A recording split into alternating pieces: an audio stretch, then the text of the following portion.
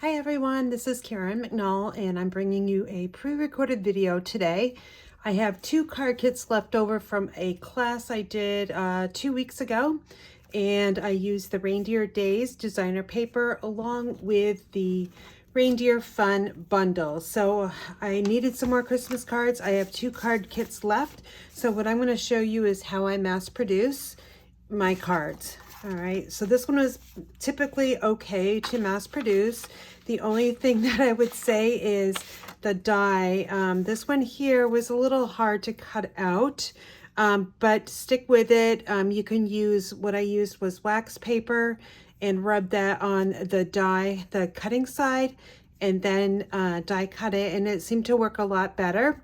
But just be patient with this piece here. So when I have extra card kits left over, what I do is I take out all of the items that are in each of the envelopes, and I try to just stack everything up that's the same. So I've got 2 envelopes off to the side here. I've got my cherry cobbler card base, and I'll give you the sizes. It's 8.5 by 5.5, and I've pre-scored it at 4 1/4, and I should have 2 of those. All right, there's 2, and then I have each of these die cuts, and it is using the cardstock color is Garden Green. So I'll stack those over there. I've got a sentiment strip. I've got some basic white inserts, another sentiment strip, and a gold bell. And I should have one more gold bell, and guess what? It's most likely in the envelopes. That's where I find them. Yep, there they go. Okay, so what I'm going to do is I am going to stamp everything that I need to stamp. So on this card front, it's tone on tone, cherry cobbler onto cherry cobbler. I've got Merry Christmas here to stamp. And I also have the May All Your Days Be Full of Cheer with some of those little stars. The envelope I will be just probably, I don't know, probably will just be using the stars that coordinate it. So we're using photopolymer stamps today. So let me grab my Stampin' Pierce mat. I like to have a scrap paper on top of it just in case I don't want to get any ink on this. And of course it would transfer onto your hands. And we're using a red kind of color, excuse me, of ink. And it does stay in my hands, so I'm going to be really careful. So the first thing I want to do is I've got, even around the edges here, I've got some of those little stars, and I'm going to work with that one first because that is the stamp that we're going to be using the most. So let me grab my reading glasses here and put those on. And this is, here's a little star stamp. It is mounted on a B block, as in boy. So what I'm doing now is just going to be going around the edge of the card. You don't have to go in super deep here. I'm going in probably a little bit too much, but on the bottom here, you're definitely going to want to fill in the area. So I can take my sample card here and know that I need to stamp about right here. Okay, going all the way across. Turn your stamp or your cardstock so you don't get a repetitive design. And I'm using, again, cherry cobbler on cherry cobbler, so I am only using first generation ink. That way it won't be too late. If we use stamp, here, I'll show you. See, you can't even really see it, so first generation ink is great. So you can see here, I am rotating the cardstock instead of the stamp. That way when I'm rotating this, it's getting ready, the paper is getting ready to be stamped, and now I rotate and I inked up and then I stamp. So I'm continuously doing something. All right, so that is the first one. Now let's repeat the process and we will stamp the second one. I hope you all have your Christmas cards done. I just wanted to use up these kits. I've got someone from work that wants to purchase some stamps or stamped Christmas cards. So I'll be bringing those into work tomorrow. And then whatever I don't use will go in my stash for next year. And that way I'll have some all ready to go. All right, so this is the bottom part of the card. And let's rotate that card base. And now I'm just going to go around the edges here as quick as I can so I don't bore you to death. Okay, so that is stamped. We're going to put that in the same pile. Our envelopes, make sure your flap is going the correct way. And I think what I'm going to do is maybe 3 times. And you can see I totally got a lot of that cherry cobbler ink on my block, which I don't like to do. There. Okay, that's done. Now, the inside panels, we did have some stars. So the first thing I'm going to do is I'm going to stamp the message that's going to go inside. So let me grab my sample card. I'd like to stamp this first, that way I know where I want the stars. So this was a pretty large message, so I have it on a D block, and all my sentiments or messages go diagonally on the block so that I can see the words and not the block. That way I can have a chance of stamping straight. I'm going to fill it in here with just one little scatter of stars. So that's the first one. Now let's go back and stamp the second one. And it looks like I might need to re-ink this cherry cobbler. It's a little light there, but it's okay. All right, so I believe that's all we, oh no, the sentiment. Let's grab the sentiment strips. We're going to be stamping Merry Christmas. This is 1/2 inch by random length because we're going to cut that down. So let me just try to get this straight for you. Again, I have my words diagonal.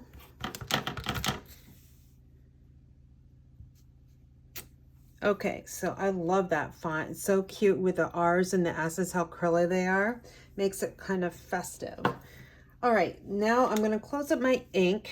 And the next thing I want to do is I want to, let me bring my sample in again. I want to find a piece of the designer paper that will go really nicely in here. So what you'll have to do, let me just move everything off to the side here because I'll need to bring my paper trimmer in. Okay, so I have a bunch of scraps here, and I just usually just put them in a sheet protector. So what I'll do is I'll just go randomly through here. I think the size is about 3.5 to 3.5, something like that. Let me just see what this original is.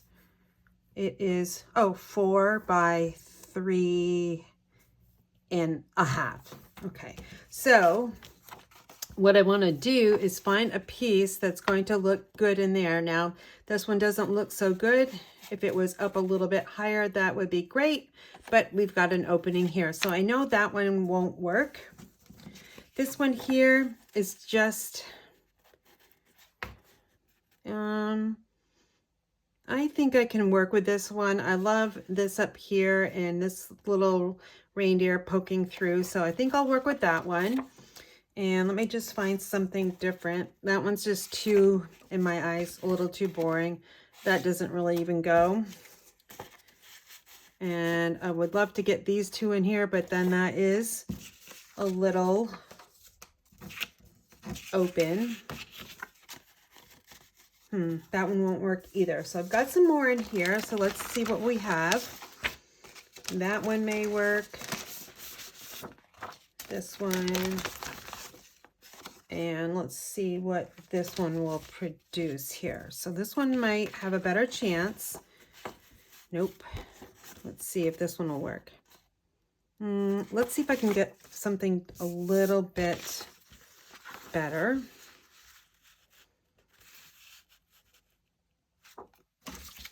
All right, I'm going to go with this one. Okay, so now what I want to do, let me go back to the first one. We want to put this on here. And then you can either measure, this is, what was this, 3.5, or you could just use your pencil and put a little tick mark if you don't want to get that out. Easiest thing I think on this is that I will just put it in the trimmer at 3.5 and just cut this right off. Okay, so that one is all set, ready to go. And now this one here, let's see what image I want to try to get. That's super cute. I really don't like that. I keep saying that to everybody. I really do not like that. I guess it's a deer snowman. I don't really like it. So let me see. This one is, that's kind of cute. Or let's see, that's over the edge. All right, so let's grab these two here. And what I'm going to do is I'm going to just find, I want those antlers. And we'll try to get as much as we can, as close as we can to the edge of those antlers. I'm going to take a little pencil and just put a mark there and a mark here. And then down here. And then over to the left side. Now I will take my paper trimmer. This first mark, I'm going to line up in the center of the paper trimmer, the bar here, and we're going to cut straight down. Save this one for something. It definitely can be used. Now I will rotate the paper, and we've got a tick mark right here, so line that up in the middle of the track. And we'll go back the other way, rotate our paper, find that other little tick mark. And then we have one more cut. And did I not cut that one? Or I didn't do that one. So this is 4 inches. So let me just cut that off. I believe it is. Oh no, this one is 3.5. So I'm going to cut a little bit off from the right side, and I will cut a little bit off from the right side. Not too much. I'm going to see if I can get away with it. Okay, so let me just bring this one. I totally messed this one up. But it's going to fit. I just need to trim off. I don't know. I must have missed a score line or something. Or a tick mark. So let me just get this back into the track. Now you can see I don't edit my videos, so you're going to see my mistake and how I rectify it. Okay, next thing, since I've got these right here, let's put these together. And there's a smooth side here and there's a rough side. Make sure all these little things are out before you do glue it down. And you really got to look at it. See, I thought I had all of these out, but here's one that I missed. Okay, I think that looks good. So now what I'm going to do is I like to use liquid glue on this process, and a little fine tip glue dispenser will work really nicely around these tight edges. So I'm just going around the edge here. I need a little bit. You watch, this is going to, it's going to dry up. Just take my little quilting needle or a pin there and see what happens. Oh, well, I can tap it. All right, let me grab some other glue here. By the time I get this on, all the other glue is going to be dry. So let me just go around it. You're going to want to get some in this area here too. Okay, that was difficult. All right, so we're going to pick this up and try to get no glue on our hands. Then I'm going to, since this is a little off, I'm going to figure out where I want that designer paper, making sure that I have everything covered. And then I'm going to press it down. Let's let that one dry, and we're going to come over here and grab this one, and we'll do the same thing. This is the rough side. Let me see. I've got one little die piece here that did not get popped out, so let's get that one out. Okay. All right, we're going to do the same process. Let me just use this bottle of glue here.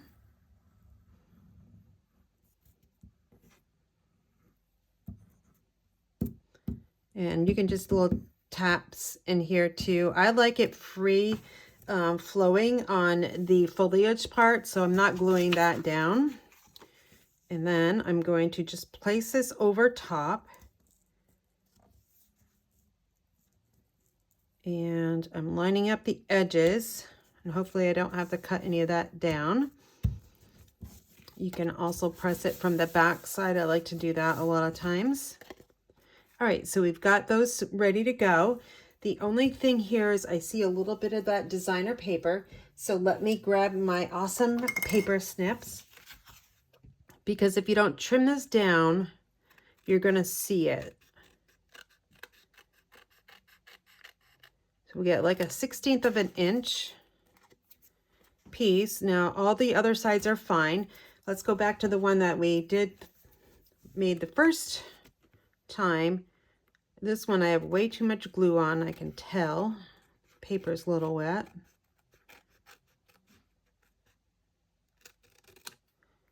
Okay, I think that was just one strip. Let me just turn that over so that will dry. Same thing. This one's fine. Okay, let's bring my sample in here so we can take a look at it. Let's work on the inside, because we kind of need these two pieces, but I want them to dry a little bit more. So I'm going to just put these inserts on the inside of each of the card bases. And this just gets centered around the right side of that score line, and equal edges top, bottom, left, and right. And then we will repeat the process with this piece. Now, if I was mass producing 10 of these, I would be doing the same steps. So I would stamp the front of each card base with the stars, and then I would stamp all the inside panels, then go back to the stars, and then stamp all the Merry Christmases. I'm sure you get that. So that's kind of how I would do it. Now this piece here is going to go on the front, and we want equal borders on the top, right, and left side. This does get popped up with our dimensionals. So let's grab 5 of them for each of these focal points. Okay, so that one's done, and now let's finish off this one. I like to place them about 1/2 of an inch from inside, so there's a 1/2 inch on both sides there. And then a big panel like this needs one in the middle so it doesn't buckle. Press those down really well so they don't fall off, and we'll repeat the same process by pressing them down with our fingers. You can take a piercing tool to get those backings off, or just peel them off with your fingers. I like to use the piercing tool because I believe I'm a little bit faster.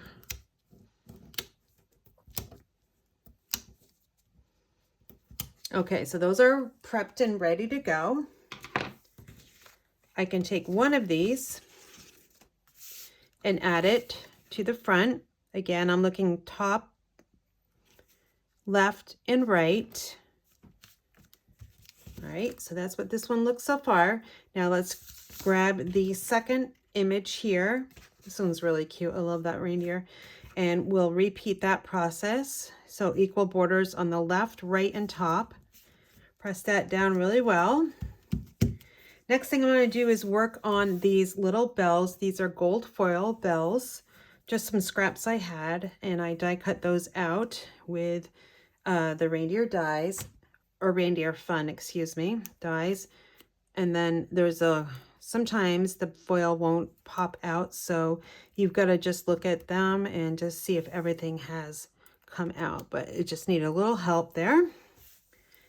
There's 2 different sizes of bells, so we want one size, so there's a small and a large, so let's team those up. Let's see, what did I do? The bigger one is on the top and the smaller one is on the bottom. So I'm going to just flip this over and just one little dot of glue. That's all you need. And I'm going to angle it in. So let's bring this one down here as well. Let me find that other small bell and we'll, again, one little dot.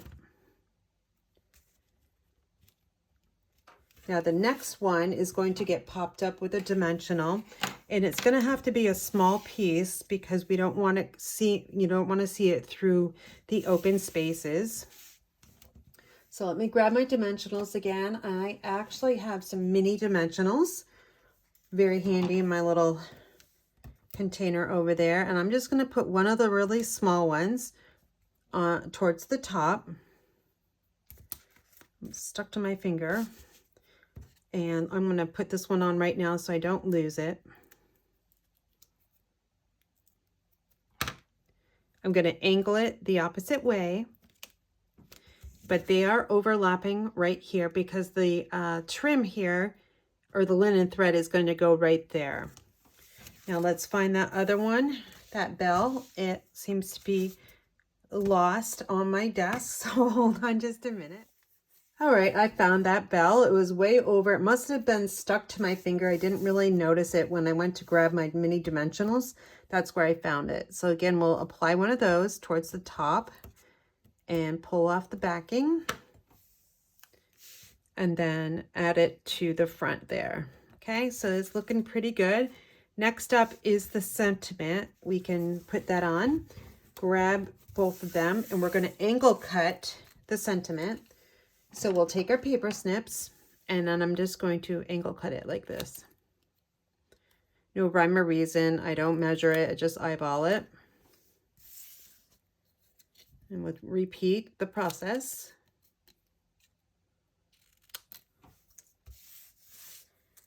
This does get popped up with our dimensionals, so let's flip those over and add them to both of them. I'll switch back over to the regular size. What I'm going to do is I'm going to put one on each end and then come back and put one in the middle. That way I can see that they're spaced accordingly.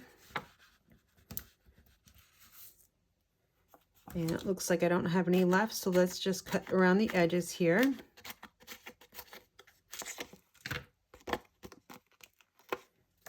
And then I will put one over here. And then this one will go right there. Press them down.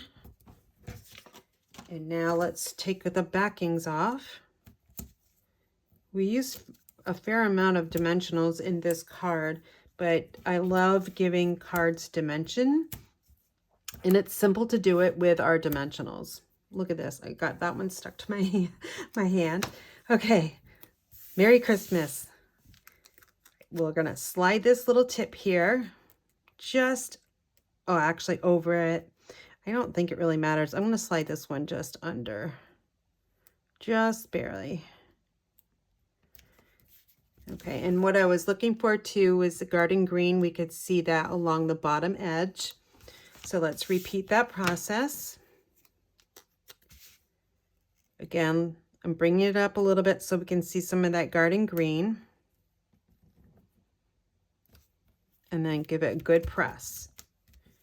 We're going to use that red and white linen thread, and I'm going to not use my bow maker and try to make 2 bows on camera here.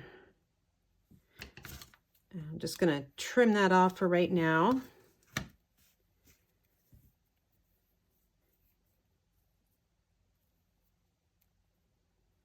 Now, if I was mass producing like 10 of these, like I mentioned earlier, I would use my bow maker because I would be a little bit faster. Time of it is the essence around the holiday season. Okay. And then let's trim that one off. Now you can use mini glue dots. I think that's the easiest thing to do to apply the little linen thread bow onto the bells there. So we'll just grab one off here, and then I want to curl it to the tip of the piercing tool into like a little ball.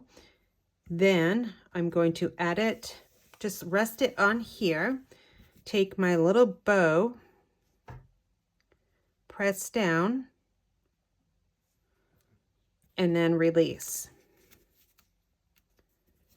Okay, now let's check the other one out.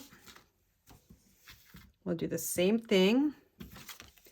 You could use liquid glue for this step, just use a really small dot, but I find that this is quicker because it dries, it's already dry. And the liquid glue, you kind of have to wait for it to dry. So again, let's add that glue dot, add the bow. I want it going this way. And then I'm pressing down the middle, releasing. And now we'll really press it. Now, if you find that it is sticky, you can take your embossing buddy. Let me just grab mine so you can see.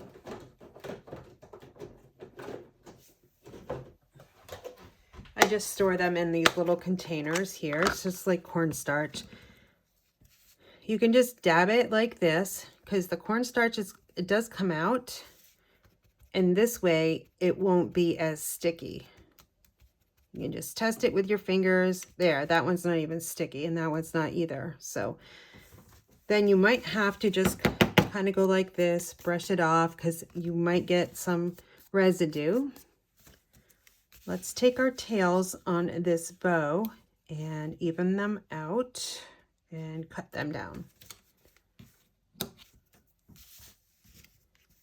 I'll make that one short and then I'll make this one long. Okay, so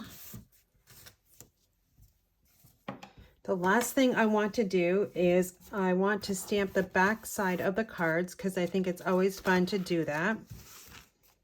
This one here says a paper hug from me. That's an old one. This one here is a new stamp set called Sharon Loving Crafting. And on this one, I am going to stamp on the back side, happiness inside. And I'll be going tone on tone. So cherry cobbler onto cherry cobbler. And there is your little happiness inside. I'll just do the same thing. That one's better. I actually need to re-ink that one. I grabbed the ink from the outer edge here where I know there's a little bit more ink than in the middle. Okay, I think everything is all set. I've got 2 more Christmas cards to send out. Let's put these right here in the middle. Clean up my area here. So we have 1, 2, all different. So we've got the little reindeer here. We got the pair of reindeers. And then we have the little bunny on the sled. It's just so super cute. And then we actually have reindeer skating on the ice. So 3 different, oh, I forgot the peppermints. Let me grab those. How could I forget the peppermints? Now I know these have been so super popular that they're on back order again, and they're not due in until right around the holiday, Christmas time. So watch, if you still want these, you could get them for next year. And just be careful. You got to watch the Stampin' Up! Website to see when they are back in stock. I always try to let my customers know when an item that is very popular is back in stock, so you can order some very quickly. I got a feeling that they're going to sell out again. All right, there we go. Now we have 3 different cards. And I have 3 more cards to send out to my customers that have ordered with me for the past and during the last 12 months. So If you're one of my customers, you may get one of these cards. Thanks so much for watching, and if you haven't subscribed to my channel, please help me out. I am trying to reach my goal of 10,500 by the end of this year. So a little thumbs up, share my video would be much appreciated. Happy holidays!